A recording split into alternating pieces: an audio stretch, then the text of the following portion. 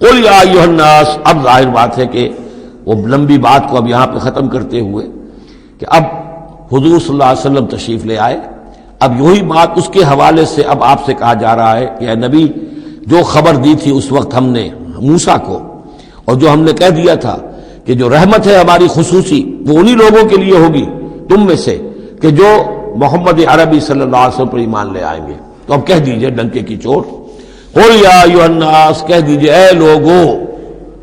اور یہ پھر بہت نوٹ کرنے کے قابل ہے کہ ہم نے اب تک جتنے رسولوں کا تذکرہ سنا ہے، پڑھا ہے سورہ اعراف میں، وہ یا قوم یا قوم یا قوم، اے میری قوم کے لوگوں۔ لیکن محمد رسول اللہ کی امتیازی شان یہ ہے کہ یہ قوم کی طرف مبعوث نہیں ہوئے، صرف پوری نوع انسانی کی طرف، جیسے سورہ بقرہ کے تیسرے رکوع کی پہلی آیت میں نے حوالہ دیا تھا، یا ایھا الناس اعبدوا ربکم الذی خلقکم والذین من قبلکم لعلکم تتقون۔ تو یہ آفاقی رسالت ہے، عالمی رسالت ہے، انسانی سطح پر ہے۔ قل یا ایھا الناس انی رسول اللہ الیکم جمیعا، میں اللہ کا رسول ہوں تمہاری طرف، سب کی طرف۔ الذی لہ ملک السماوات والارض، یہ بات 5 مرتبہ قرآن میں کہی گئی ہے مختلف الفاظ میں کہ حضور کی بعثت پوری نوع انسانی کے لیے ہے، جس میں سب سے نمایاں آیت وہ ہے وما ارسلناک الا کافۃ للناس بشیرا ونذیرا، ہم نے نہیں بھیجا ہے محمد آپ کو مگر پوری نوع انسانی کے لیے بشیر اور نذیر بنا کر۔ باقی یہ کہ اور مختلف اسالیب میں 4 مرتبہ اور یہ بات آئی ہے کہ آپ کی بعثت جو ہے کسی خاص قوم، کسی خاص ملک، کسی خاص رنگ اور نسل کے لوگوں، کسی خاص قبیلے کی طرف نہیں ہے، بلکہ پوری نوع انسانی کی طرف ہے۔ قل یا ایھا الناس انی رسول اللہ الیکم جمیعا الذی لہ ملک السماوات والارض، میں اس اللہ کا رسول ہوں جس کے لیے آسمان اور زمین کی بادشاہی ہے، لا الہ الا ہوا، اس کے سوا کوئی معبود نہیں، یحیی و یمیت، وہی زندہ رکھتا ہے اور وہی موت وارد کرتا ہے۔ فآمنوا باللہ، تو ایمان لاؤ اللہ پر، ورسولہ النبی الامی الذی، اور اس کے اس رسول پر جو نبی امی ہے، اور جو یؤمن باللہ وکلماتہ، جو ایمان رکھتا ہے اللہ پر اور اس کے کلام پر، اس کے کلمات پر، اس کی باتوں پر، واتبعوہ، اور اس کی پیروی کرو، لعلکم تہتدون، تاکہ تم ہدایت پاؤ۔ یہ گویا کہ اعلان عام ہوا محمد رسول اللہ صلی اللہ علیہ وسلم کا کہ وہ جو بات اللہ تعالیٰ نے حضرت موسیٰ سے کہی تھی، یہ اس کے مطابق میری بعثت ہوئی ہے۔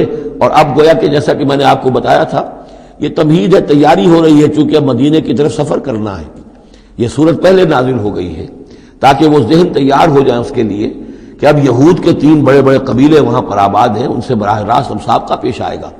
ابھی تک براہ راست خطاب یہود سے نہیں ہوا، یا بنی اسرائیل سے کوئی خطاب نہیں، گفتگو ہو رہی ہے محمد رسول اللہ سے یا اہل مکہ سے یا حضور کی وساطت سے مسلمانوں سے، لیکن یہ کہ وہ باتیں ساری وہ آ رہی ہیں کہ جن کا اب محل جو ہے واضح ہو جائے گا ہجرت کے بعد۔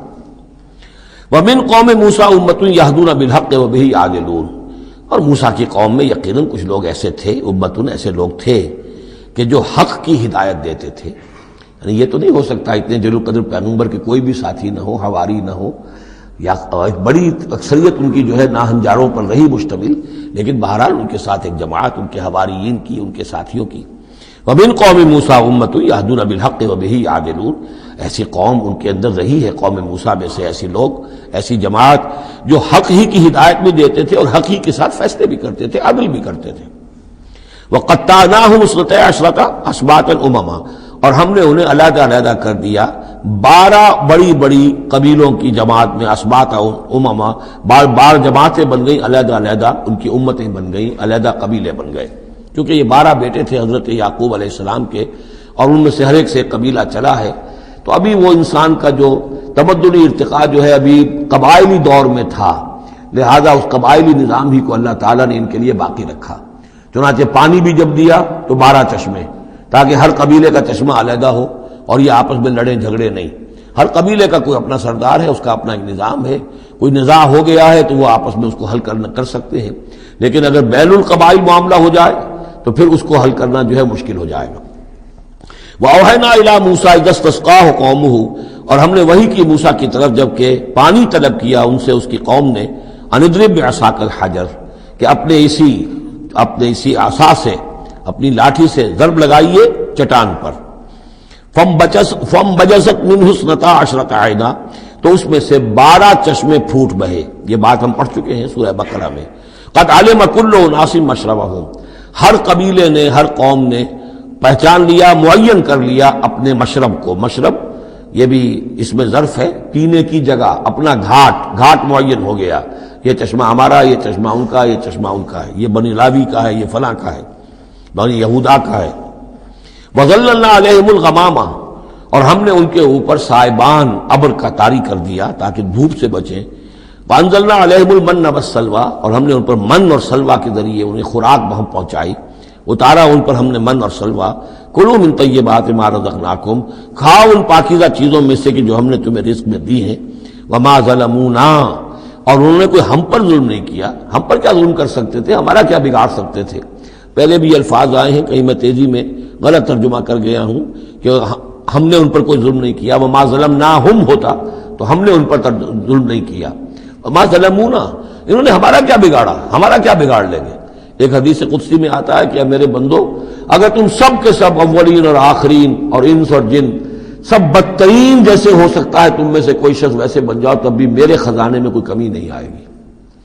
اور تم سب کے سب اولکم وآخرکم وانسکم وجنکم سب کے سب مل جاؤ اور بہترین میرے مطیع بن جاؤ، میرے بندگی کرنے والے بن جاؤ، میرے خزانے میں کوئی اضافہ نہیں ہوگا، میں تو غنی ہوں. تو وما ظلمونا، انہوں نے ہمارا کچھ نہیں بگاڑا. ولیکن کانوا انفسہم یظلمون، لیکن وہ خود اپنی ہی جانوں پر ظلم کرتے رہے. وَإِذْ قِيلَ لَهُمُ اسْكُنُوا هَٰذِهِ الْقَرْيَةَ، اور یاد کرو جب ان سے کہا گیا تھا کہ آباد ہو جاؤ اس بستی میں. یہ جیریکو، اریحا، پہلا شہر فلسطین کا کہ جو یوشع ابن نون، جوشوا، ان کی سرکردگی میں جب بنی اسرائیل نے قتال کیا ہے پھر تو یہ پہلا شہر فتح ہوا. جب ان سے کہا گیا کہ اب اس میں تم رہ سکتے ہو، بس جاؤ. وَكُلُوا مِنْهَا حَيْثُ شِئْتُمْ، اور اس میں سے جو بھی چاہو، جہاں سے بھی چاہو تم کھاؤ.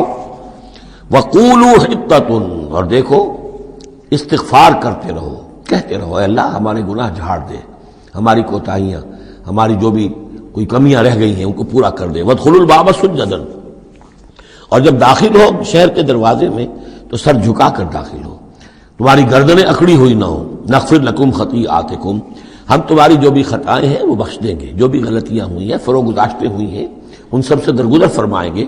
سنزید المحسنین، اور نہ صرف یہ کہ وہ خطائیں معاف کر دیں گے، جو ان میں سے محسن ہوں گے تم میں سے انہیں تو اب اور دیں گے، ان کے درجات بلند کریں گے، ان کو اور اونچے سے اونچے مراتب عطا کریں گے.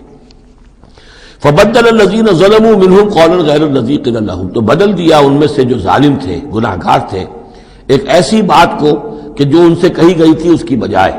یعنی وہ کہا گیا تھا حطۃ حطۃ حنطۃ حنطۃ، ہمیں گیہوں چاہیے، گیہوں چاہیے. فارسلنا علیہم رجزا من السماء، تو ان پر ہم نے آسمان سے ایک عذاب بھیج دیا. جن لوگوں نے وہ غلط حرکت کی تھی ان پر پلیگ آئی اور وہ سب کے سب ہلاک ہو گئے. بما کانوا یظلمون، بسبب ان کے اس ظلم کے جو انہوں نے اپنے آپ پر کیا تھا.